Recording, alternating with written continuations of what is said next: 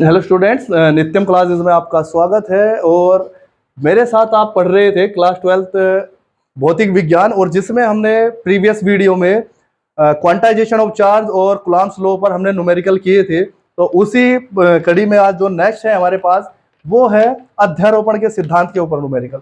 यानी अध्यारोपण के सिद्धांत यानी अगर बहुत सारी जो आवेशों से मिलकर बनी है कोई निकाय, माना कोई निकाय क्या है वो बहुत सारे आवेशों से मिलकर बनी है और उसके कारण आपको किसी एक आवेश पर बल निकालना है। ठीक है, तो उस संबंधित क्वेश्चन आपको करने हैं, जिसमें पहला क्वेश्चन है आपका, भुजा एल वाले वर्ग के चारों कोणों पर ए बी सी डी में से प्रत्येक पर आवेश क्यों रखा है, बिंदु डी पर रखे आवेश पर लगने वाला बल ज्ञात कीजिए। तो आपको जैसे कि गिवन है, एक वर्ग गिवन है जिसके चारों कोने हैं ए बी सी डी और प्रत्येक पर क्या है, क्यों आवेश रखा है। प्रत्येक पर जो आवेश का मान है वो कितना है, क्यों है। तो प्रत्येक पर जो आवेश रखा है वो क्यों रखा है। ठीक है, तो आपको डी वाला जो कोना है उस पर क्या निकालना है, कुल, यानी जो डी पर आवेश रखा है इस आवेश पर आपको नेट बल ज्ञात करना है, और जो इसका वर्ग की जो भुजा गिवन है वो आपको एल गिवन है। ठीक है, तो ये आपको क्वेश्चन गिवन है, तो इसमें आपको फाइंड करना है कि डी पर लगने वाला बल कितना होगा। ठीक है, तो सबसे पहले देखना है कि मैंने क्या बताया था आपको अध्यारोपण जब पढ़ाया था कि अगर कोई आवेश, कोई निकाय क्या है बहुत सारे आवेशों से मिलकर बनी है, तो किसी एक पर जो नेट आवेश होगा वो क्या होगा, सभी के कारण इस पर जितना बल लगेगा उसका बीजगणितीय योग होगा। क्या होगा, उसका बीजगणितीय योग होगा। तो देखते हैं सबसे पहले, अब ये भी प्लस क्यों है और ये भी प्लस क्यों है, तो इसके कारण इस पर क्या लगेगा, एक प्रतिकर्षण बल लगेगा। यानी ये क्या करेगा, इसको प्रतिकर्षित करेगा। तो प्रतिकर्षित होने की जो डायरेक्शन होगी वो इसकी आउटवर्ड होगी, इस यानी डी पर जो होगी वो क्या होगी, प्रतिकर्षित करेगा तो बाहर की ओर होगी। ठीक है, तो मान लीजिए ये है आपका एफ डी सी, यानी डी पर किसके कारण, सी के कारण। सिमिलरली मैं देखता हूं ए के कारण भी जो होगा वो डाउनवर्ड नीचे की ओर होगा, क्योंकि ये भी प्लस क्यों है और ये भी प्लस क्यों है, तो यहां पर भी आपका प्रतिकर्षण लगेगा, यानी एफ डी ए। अब बात करें बी के कारण, तो बी के कारण भी क्या होगा, आपके पास प्लस क्यों है और ये भी प्लस क्यों है, तो प्रतिकर्षण लगेगा, ये हो जाएगा आपका एफ डी बी। तो यहां से आपको देखोगे, अब डायरेक्शन तो पता लग गया। अब आपको क्या करना है, फर्स्टली आपको इन फोर्स की वैल्यू फाइंड करनी है। क्या करनी है, इन सभी फोर्स की वैल्यू फाइंड करनी है, और फिर इनका क्या करना है, परिणामी निकालना है। उसको निकालने के हमारे पास दो तरीके हैं, वो दोनों आपको मैं बताऊंगा। फर्स्टली हम फाइंड करेंगे, ये देखो, अब यहाँ पर जो परिमाण है और दिशा इक्वल है, तो यानी ये जो फोर्स होगा ये इसके इक्वल होगा, यानी एफ डी इक्वल टू हो जाएगा एफ डी सी, क्योंकि दोनों चार्ज भी समान है यानी इक्वल है, और उनके बीच की जो डिस्टेंस है वो भी आपकी इक्वल है। तो यहां से अगर मैं लिख सकता हूं, यानी F D A equal to हो जाएगा आपका एफ डी सी, और ये इक्वल टू हो जाएगा 1/4 pi epsilon not, 1/4 pi epsilon not, और क्यू इंटू क्यू, यानी क्यू और क्यू का मल्टीप्लाई करेंगे तो आपके पास हो जाएगा क्यू स्क्वायर, और बीच की दूरी जो है वो एल है, यानी यहां से यहां तक की जो डिस्टेंस है वो कितनी है, एल है, तो L square. Equation number first. Second, अगर बात करें कि एफ डी बी, अब देखिए एफ डी बी निकालना है तो ये कैसे निकालूंगा। अब मेरे पास ये भी एल है ये भी एल है, तो डिस्टेंस गिवन था, लेकिन अगर मेरे पास अब मुझे डिस्टेंस क्या निकालनी है, बी टू डी, डिस्टेंस क्या निकालनी है, बी टू डी। अब इस डिस्टेंस को कैसे निकालूंगा, मुझे पता है जो वर्ग का विकर्ण होता है, वर्ग का विकर्ण क्या होता है, यानी वर्ग का विकर्ण, वर्ग का विकर्ण होता है भुजा स्क्वायर रूट टू, भुजा स्क्वायर रूट टू। तो इसलिए जो बी से डी की डिस्टेंस हो जाएगी, नहीं बी डी जो आपकी हो जाएगी वो कितनी हो जाएगी, भुजा कितनी है आपकी एल, यानी एल रूट टू, भुजा हो जाएगी आपकी एल रूट टू। अब यहां से आपको इसको सोल्व करेंगे तो कितना हो जाएगा, यानी F D B equal to 1/4 pi epsilon naught Q into Q, ये भी सिमिलरली क्यू स्क्वायर हो जाएगा। लेकिन जो अब डिस्टेंस है वो आपकी क्या है, एल रूट टू, क्या है आपकी एल रूट टू। तो एल रूट टू करेंगे तो इसका स्क्वायर हो जाएगा आपके पास, तो यहां से 1/4 pi epsilon naught Q square upon 2l square, कितना हो जाएगा 2l स्क्वायर। ठीक है, यानी एल का तो हो जाएगा एल स्क्वायर और रूट टू का हो जाएगा आपका 2। अब जैसे कि मैंने बताया था कि पहले तो तीनों फोर्स आपने फाइंड करने हैं, फाइंड हो गए, अब इनका क्या करना है, रिजल्टेंट निकालना है, रिजोल्व करना है। तो इसके आपके पास दो मेथड है। फर्स्टली आप कंपोनेंट में तोड़कर कर सकते हैं, ठीक है। तो कंपोनेंट में कैसे करेंगे, जैसे मान लीजिए अगर हमें पता है कि वर्ग का जो प्रत्येक कोण होता है वो कितना होता है 90 डिग्री, और विकर्ण क्या करते हैं, उसे समद्विभाजित करते हैं। यानी अगर ये पूरा 90 हो गया तो ये कितना हो जाएगा आपका 45, और ये 45 है तो ये भी 45 हो जाएगा, और ये भी आपका 45 हो जाएगा। तो अब इन दोनों फोर्स को अगर मैं रिजोल्व करूं, तो अगर ये 45 हो गया और ये भी 45 हो गया, यानी अगर एफ डी सी और ये हो गया आपका एफ डी ए, इसको दोनों को रिजोल्व करूं तो इनके भी क्या होंगे, दो कंपोनेंट आएंगे। यानी एक तो जो होगा ये जिसके साथ एंगल होगा उसमें क्या आ जाएगा F D C cos theta, और यहां से भी ये आ जाएगा F D A cos theta, theta यानी 45 डिग्री।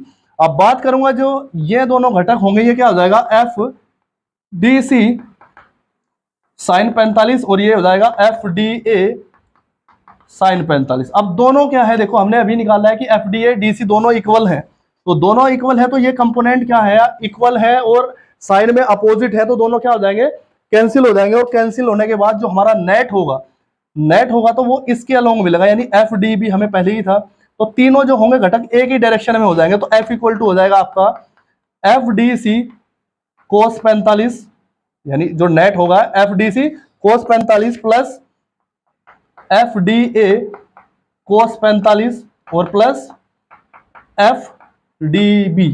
तो इस प्रकार हम इन्हें सोल्व कर सकते हैं। तो यहां से जो आंसर होगा वो कितना हो जाएगा, यानी एफ डी ए और एफ डी ए दोनों इक्वल है, तो यहां से इनको मैं लिख सकता हूं 2 और इनटू इसकी जो वैल्यू है वो कितनी है,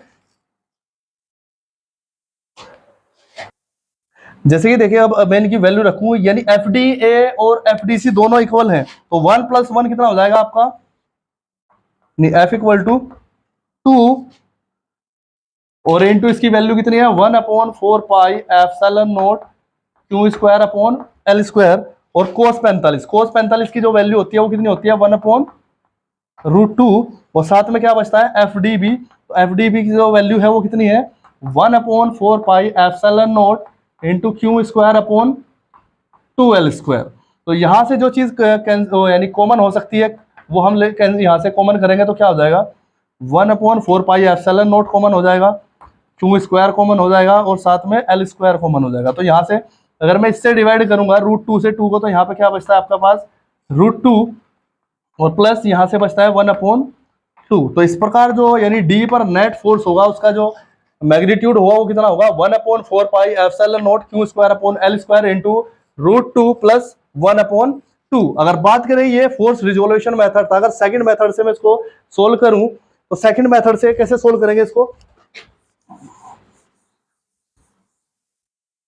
तो सेकंड मेथड में देखिए, सेकंड मेथड में हमने क्या कर रहा है, अब यहां से हमें पता है ये दोनों फोर्स यानी एफ डी सी और एफ डी ए दोनों क्या है, दोनों के बीच का कोण जो है यानी एंगल है वो कितना है 90 डिग्री है, कितना है 90 डिग्री। और हमने 11th में एक फॉर्मूला पढ़ा था कि R equal to √p² plus Q square plus 2pq cos theta, यानी यहां से हमने फोर्स का रिजल्टेंट के लिए फॉर्मूला पढ़ा था। और जब दोनों एंगल कितने पे है 90, यानी दोनों 90 डिग्री पे है, तो कोस 90 क्या हो जाता है आपका 0, तो यहां से क्वांटिटी बच जाती है आपके पास p² प्लस क्यू स्क्वायर। तो यानी इन दोनों का अगर मैं रिजल्टेंट एफ डैश मान लूं तो एफ डैश इक्वल टू हो जाएगा स्क्वायर रूट p की जगह आपका क्या हो जाएगा एफ डी सी का स्क्वायर और प्लस एफ डी ए का स्क्वायर, और दोनों क्वांटिटी क्या है सेम है, तो 1 + 1 कितना हो जाएगा 2, मान लीजिए एफ डी सी का स्क्वायर, तो एफ डी सी के स्क्वायर से बाहर आएगा तो हो जाएगा एफ डी सी √2।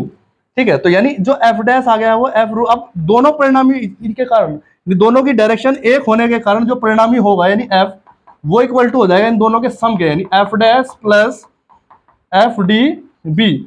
तो एफ डैश की वैल्यू कितनी है एफ डी सी, और एफ डी सी की वैल्यू यहां से रखते हैं 1/4 पाई एप्सिलॉन नॉट, और साथ में कितना है Q square upon L square, और साथ में √2 और प्लस एफ डी बी की वैल्यू है 1/4 pi epsilon naught Q square upon 2l square लो। सिमिलरली यहाँ से हम कॉमन करेंगे 1/4 pi epsilon naught Q square upon L square, तो यहाँ से √2 बच जाएगा और यहाँ से 1/2 बच जाएगा। तो सिमिलरली हमें सेम आंसर मिलता है दोनों कंडीशन में। तो आप जिस तरीके से भी आपको उचित लगे उस तरीके से आपको उसको सोल्व कर सकते हैं, यानी जो भी मेथड आपकी समझ में आए।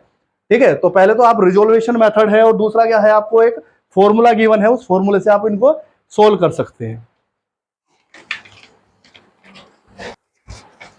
अब बात करें कि क्वेश्चन नंबर 2, तो क्वेश्चन नंबर 2 भी सिमिलरली ऐसा ये क्वेश्चन है कि ए भुजा वाले वर्ग के चारों कोनों में से प्रत्येक पर प्लस क्यू आवेश मुक्त रूप से रखा है, वर्ग के केंद्र पर कितना आवेश रखे कि पूरा जो निकाय है वो आपका संतुलन में हो। पूरा निकाय क्या है वो आपका संतुलन में हो। तो यानी इन्होंने क्या अब दे दिया है कि एक वर्ग है सिमिलरली है, ठीक है, तो चारों कोणों पर जो है वो कितना आवेश रखा है, प्लस क्यू है इस बार भी। यानी अगर बात करें ये ए, ये बी, ये सी और ये डी, ठीक है, तीनों कोणों पर सेम आवेश है। तो इसने कहा कि इसके सेंटर पे यानी केंद्र पर कितना आवेश रखे कि जो क्या है वो आपका निकाय है वो संतुलन में रहे। तो इसके लिए आपको सबसे पहले क्या करना है, तो इसका कॉन्सेप्ट जो रहेगा वो कैसे रहेगा, क्वेश्चन को आपको निकालना है संतुलन। यानी आप क्या करेंगे कि किसी भी एक पर आवेश निकाल लेते हैं, मान लीजिए कि इस पर आवेश या इस पर आवेश या इस पर या इस पर, किसी एक पर आवेश निकाल लेंगे और उसे देखेंगे वो क्यों उसको कैसे बैलेंस करेगा। यानी उनका परिणामी क्या होना चाहिए, 0 होना चाहिए। यानी प्रत्येक पर जो बल है उस बल को क्या करना चाहिए, क्यू के द्वारा जो बल लगेगा उसके द्वारा उसे बैलेंस करना चाहिए। यानी दोनों क्या होना चाहिए, संतुलन की स्थिति में हो तब होंगे, यानी उनका जो परिमाण होगा वो इक्वल होगा, ठीक है, और डायरेक्शन क्या होगी, अपोजिट होगी, और परिमाण यानी मैग्नीट्यूड क्या होगा उसका इक्वल होगा, तब ये पॉसिबल हो सकता है। तो यानी अगर मैं किसी एक पर भी फोर्स निकालूं प्रत्येक पर, ठीक है, और उस पर क्यू के कारण जो बल होगा, यानी एक तो मैं रिजल्टेंट निकाल रहा हूं, मान लीजिए इस पर रिजल्टेंट ये है, तो इस फोर्स को बैलेंस करने के लिए जितना फोर्स मुझे उतना ही फोर्स क्या चाहिएगा, अपोजिट डायरेक्शन में चाहिएगा, तो तब जाके ये पॉसिबिलिटी है। तो सबसे पहले मैं क्या मान लेता हूं, एक पर मैं फोर्स निकालता हूं, तो सबसे पहले फोर्स निकालते हैं ए पर। तो डी के कारण जो फोर्स होगा वो हो जाएगा आपका एफ ए डी, और जो बी के कारण हो जाएगा वो कितना हो जाएगा एफ ए बी, और सी के कारण जो फोर्स हो जाएगा वो हो जाएगा आपका एफ ए सी। तो सिमिलरली जैसे अभी प्रीवियस क्वेश्चन में हमने सोल्व किया था, तो सिमिलरली हम पहले क्या करेंगे, इन तीनों की यानी तीनों की जो वैल्यू होगी वो फाइंड करेंगे और उसके बाद उनका रिजल्टेंट फाइंड करेंगे। उस रिजल्टेंट को कब यानी ये कब संतुलन की स्थिति में होगा, अगर आवेश रखने पर, यानी इनका जो रिजल्टेंट है वो किसके द्वारा बैलेंस हो, इस क्यू के फोर्स के द्वारा बैलेंस हो। और ये कब पॉसिबल है, अब यहां से हमें पता लग रहा है कि उसकी डायरेक्शन आउटवर्ड है, तो ये डायरेक्शन इनवर्ड हो, यानी इसके कारण जो फोर्स है वो अंदर की ओर लगेगा। और अंदर की ओर कब लगेगा, जब ये क्या होगा, एक निगेटिव, यानी ये पॉजिटिव है और ये निगेटिव है, तो इसका मतलब जो क्यू है वो हमारा कैसा होना चाहिए, निगेटिव होना चाहिए। तो सबसे पहले हम यहाँ पर फोर्स निकालते हैं।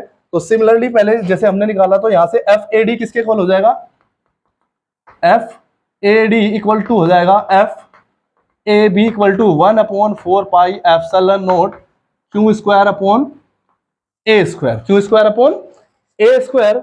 और इनका जो रिजल्टेंट है ये 90 डिग्री पे है, तो इनका रिजल्टेंट आपके पास हो जाएगा यानी एफ डैश, यानी मान लीजिए इन दोनों का रिजल्टेंट क्या है आपका एफ डैश है, तो एफ डैश इक्वल टू हो जाएगा square root F A D का square plus F A B का स्क्वायर। यानी ये क्या है, इन दोनों का परिणामी बल, यानी इन दोनों का जो रिजल्टेंट फोर्स होगा वो क्या हो जाएगा आपका पास एफ डैश, और F dash equal to square root F A D का square plus F A B का स्क्वायर। क्योंकि दोनों के बीच का जो एंगल है वो 90 है। यानी प्रीवियस क्वेश्चन में हमने अभी इस चीज को डिस्क्राइब किया था ये कैसे आता है।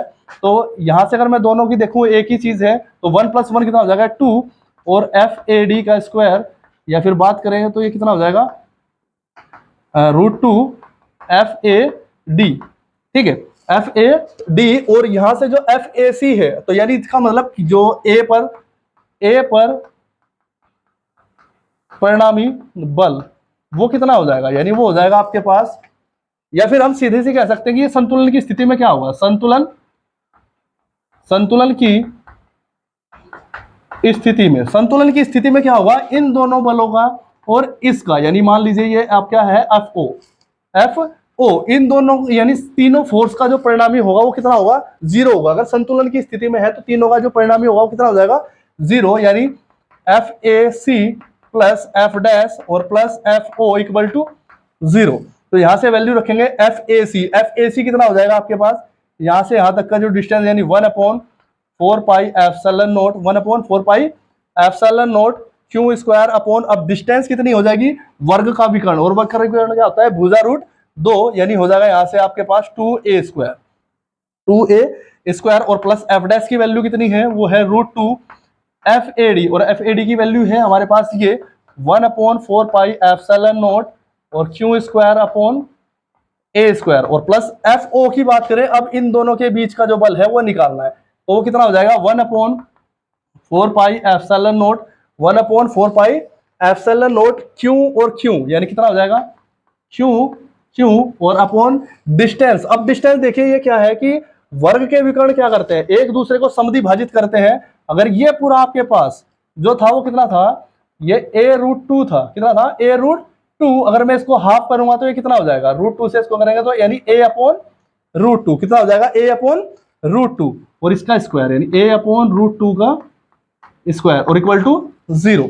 अब बात करें इसको सोल्व करेंगे तो यहां से कितना हो जाएगा 1/4 पाई एप्सिलॉन नॉट, सब में से कॉमन हो जाएगा, क्यू स्क्वायर ऊपर है ये भी कॉमन हो जाएगा और नीचे से ए स्क्वायर है ये भी सभी से कॉमन हो जाएगा। तो यहां से क्या बचेगा 1/2, यहां से क्या बचता है √2 और प्लस यहां से आप देखिए √2 का स्क्वायर कितना होता है 2 और 2 ऊपर चला जाएगा यानी +2 और सॉरी यहां से अगर हम देखें तो क्यू, इसको क्यू ही कॉमन हो सकता है क्योंकि सब में क्या है कैपिटल क्यू है, तो यहां से बचेगा क्यू, यहां से भी क्यू और प्लस यहां से बचेगा क्यू इक्वल टू 0 तो यहां से अगर मैं देखूं इसको लिख सकता हूं ये क्या होगा ये इक्वल टू, अगर मैं इसकी मल्टी इधर को लेके जाऊं तो ये इक्वल 0 हो जाएगा, तो यहां से बचेगा क्यू कॉमन लूंगा तो हो जाएगा 1/2 प्लस √2 और प्लस 2q इक्वल टू 0।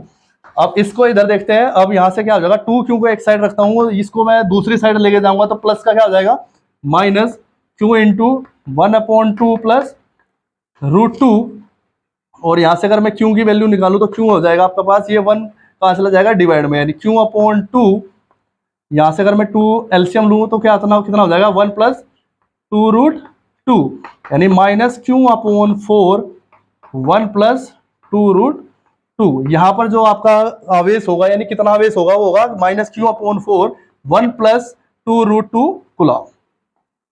यानी अगर इतना में ऋणात्मक आवेश जैसे कि मैंने बताया था ये कब होगा पॉसिबल कि ये निगेटिव चार्ज हो, और निगेटिव चार्ज हो तो तभी ये बैलेंस कर पाएगा और उसका जो मैग्नीट्यूड होगा वो कितना होगा -q/4 1 + 2√2। ठीक है, तो बात करें इसी प्रकार,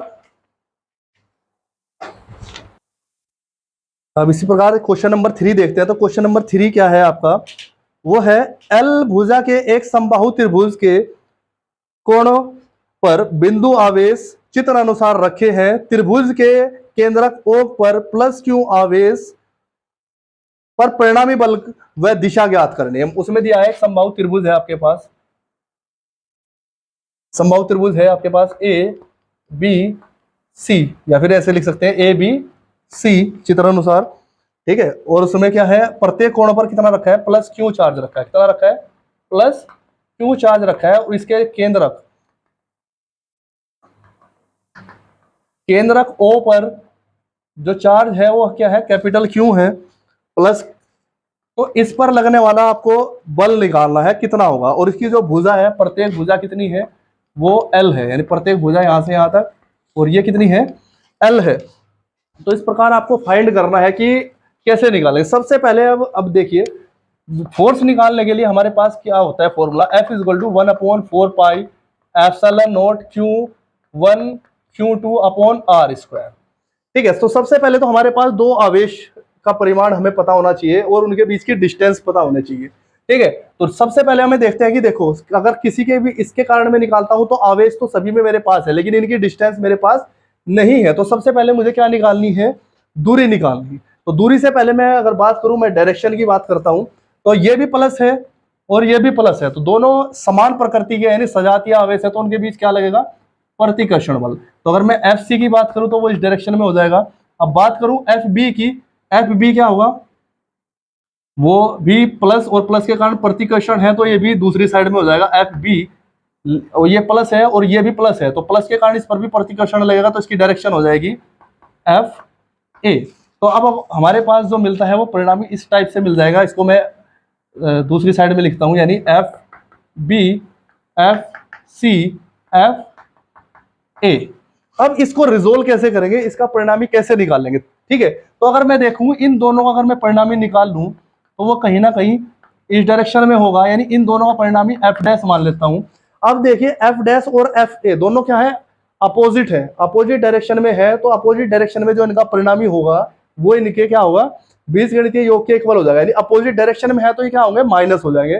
तो इन दोनों को माइनस करके हमारे पास रिजल्टेंट मिल जाएगा। तो फर्स्टली मुझे क्या करना है, F A F B F C find करना है, और उसके लिए मुझे क्या चाहिए, डिस्टेंस चाहिए।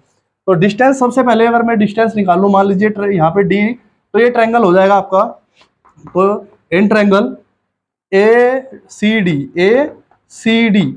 अब आपको पता है कि समबाहु त्रिभुज होता है, तो समबाहु त्रिभुज का प्रत्येक कोण कितने का होता है, 60 डिग्री का होता है। तो 60 डिग्री अगर इस ट्रायंगल में मैं साइन 60 लेता हूं, तो साइन 60 किसके इक्वल हो जाएगा, तो साइन 60 होता है परपेंडिकुलर अपॉन हाइपोटेनियस, यानी AD upon AC, AD upon AC, और एडी इक्वल टू हो जाएगा यहां से आपका साइन 60 इंटू एसी, और साइन 60 की वैल्यू होती है √3 अपॉन 2, और AC की जो वैल्यू होती है वो कितनी होती है, AC जो वैल्यू गिवन है यानी भुजा गिवन है L, तो यहाँ से AD की वैल्यू आपकी कितनी है, वो √3 अपॉन 2 इंटू L है।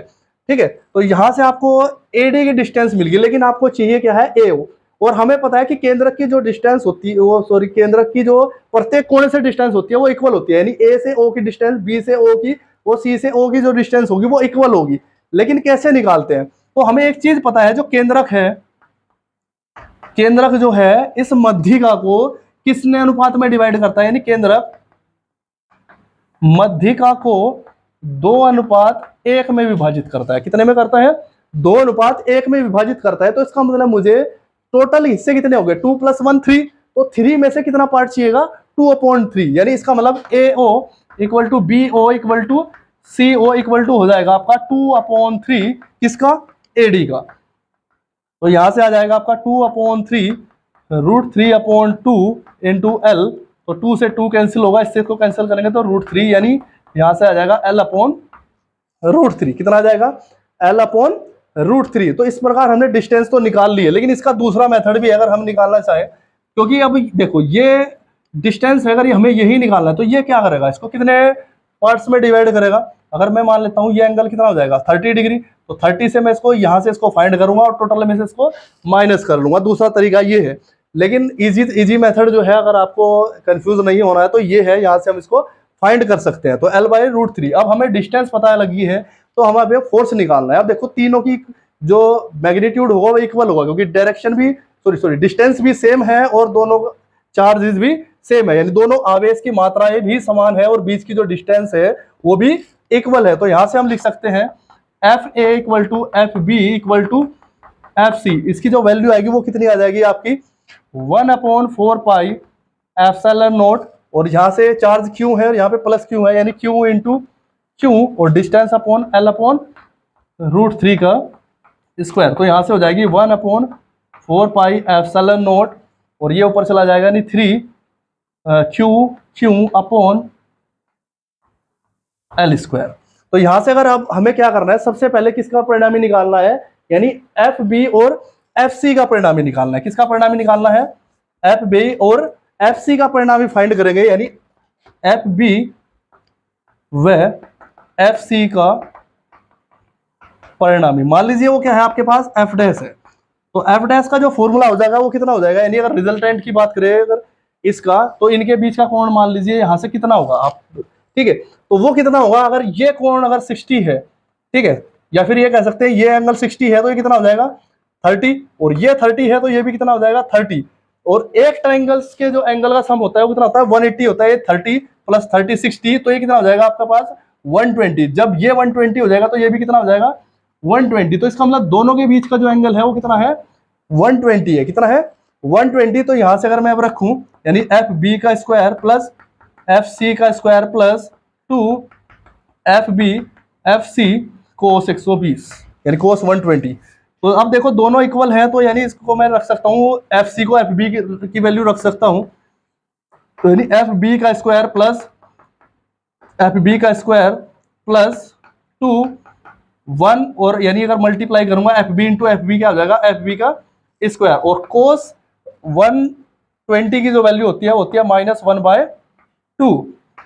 तो यहां से 1 + 1 कितना हो जाएगा, अब 2 से तो 2 कैंसिल हो गया, तो 1 + 1 कितना हो गया 2 FB का स्क्वायर और माइनस FB का स्क्वायर तो यहाँ से आंसर हो जाएगा यानी 2 - 1 एफ बी का स्क्वायर और बाहर आके क्या हो जाएगा एफ बी। ठीक है, तो इस प्रकार जो हमारा ये एफ डैश होगा, एफ डैश किसके बोला जाएगा एफ बी। अब दोनों क्या है इक्वल है और अपोजिट है, तो दैट मीन्स क्यू पर परिणामी बल, यानी अब आपको क्या निकालना है क्यू पर परिणामी बल वो कितना हो जाएगा F equal to F dash, देखो दोनों अपोजिट है तो माइनस हो जाएंगे F dash minus F A, या फिर कह सकते हैं F B minus F A. अब यहां से देखते हैं कि एफ बी और एफ ए दोनों की वैल्यू क्या है इक्वल है, तो जब इनको सब्ट्रैक्ट करेंगे तो आंसर कितना हो जाएगा आपके पास 0। तो इस प्रकार जो रिजल्टेंट फोर्स होगा क्यों पर वो कितना होगा 0 होगा। तो इस प्रकार आज हमने 3 क्वेश्चन जो थे अलग अलग तरीके के हमने एक्सप्लेन करे हैं, आपको समझाए हैं, तो वो बेसिक क्वेश्चंस आपको समझ में आ गए हैं। तो आप अगर वैल्यू आपको क्वेश्चन में क्यों की गिवन है तो उस प्रकार आप सोल्व कर सकते हो। या फिर इसमें अगर तीसरा क्वेश्चन आ सकता है वो किस तरह से आ सकता है, अब इन चार्जेस की वजह से किसी एक कोने पर आपको चार्ज यानी रिजल्टेंट पूछ सकता है। तो नेक्स्ट जो इसका क्वेश्चन हो सकता है वो क्या हो सकता है कि किसी भी कोने पर ट्रायंगल के पूछ सकता है, आपके पास स्क्वायर के पूछ सकता है। तो इस प्रकार आज हमने ये बेसिक कॉन्सेप्ट्स जो थे इस तरह के क्वेश्चन के वो आपको एक्सप्लेन करे हैं। आशा है कि आपको अच्छे से समझ आया है। तो नेक्स्ट में वैद्युत क्षेत्र के न्यूमेरिकल्स के साथ आपको मिलते हैं नेक्स्ट क्लास में। कीप वॉचिंग नित्यम क्लास। Thank you.